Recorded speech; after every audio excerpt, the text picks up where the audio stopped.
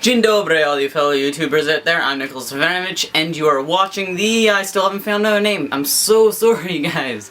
I've been trying to work on stuff, mull stuff over, people have been giving me suggestions, nothing really is right. But for now, the temporary name is going to be Nick News. So let's just restart that, guys. Dzień dobry, all you YouTubers out there. I'm Nicholas Ivanovich, and it is Thursday, December 2nd, 2010, and you're watching Nick News. And just quickly, before we dive into today's news, remember Ryan? I made a couple of videos about him? Well, he has chicken pox. Yeah. Huge, epic fail, Ryan. Oh, and hi, Tessa.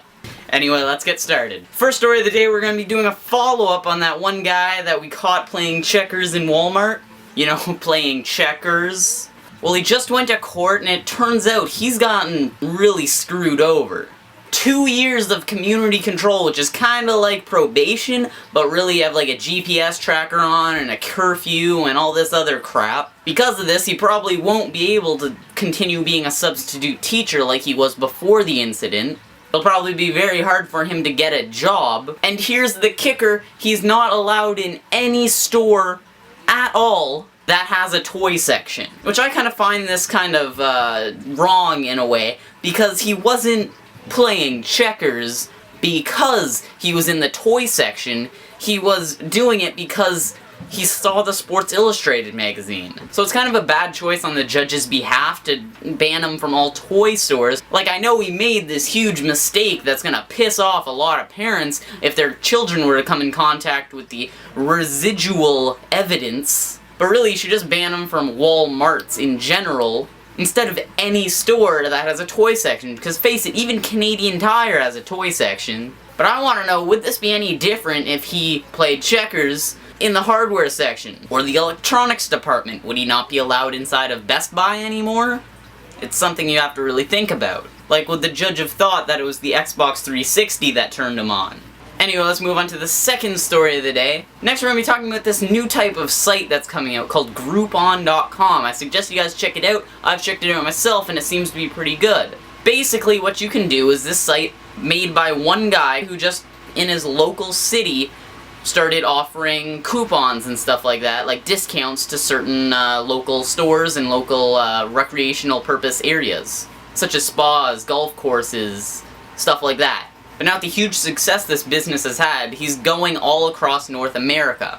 Basically what you do is you sign up with an account, which literally takes 30 seconds, and then you send your friends referrals, which basically gives you 10 Groupon dollars, or I think you can use a credit card in order to buy whatever the hell you're getting on the Groupon site. And this stuff is huge discounts, like literally like 70% off on some things. So it'll go from like $108 for some spa thing down to 30. But what we want to talk about here is not the amazing deals and how much I want to go to a spa, but what we're talking about here is Google. Now Google, being the huge capitalist company that it is, spotted Groupon and is now offering to buy them out for $5 billion. Now I really think that the person who owns Groupon should sell. At that point I would have to say, okay, I have enough money to do anything I want. Now let's move on from Groupon, and by the way, I'm not sponsored by them, that's not why I was saying that.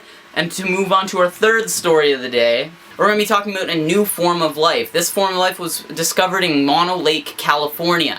Basically, as a little rundown for you guys, scientists have only thought that life is composed of these 6 elements: carbon, oxygen, nitrogen, hydrogen, sulfur, and phosphorus. But because of this new discovery in Mono Lake, there's been another life form that's composed of arsenic. Which, yes, it's kind of bizarre because arsenic is a poison, but this opens up science drastically because now literally any planet could sustain life. Most likely microorganisms and nothing as complex as a human. So anyway guys, comment below telling me about any of the stories that we talked about today, what you guys thought about them and all that. And don't forget to rate if you liked the video and subscribe if you guys want to be notified whenever I make a new video. Anyway, do widzenia!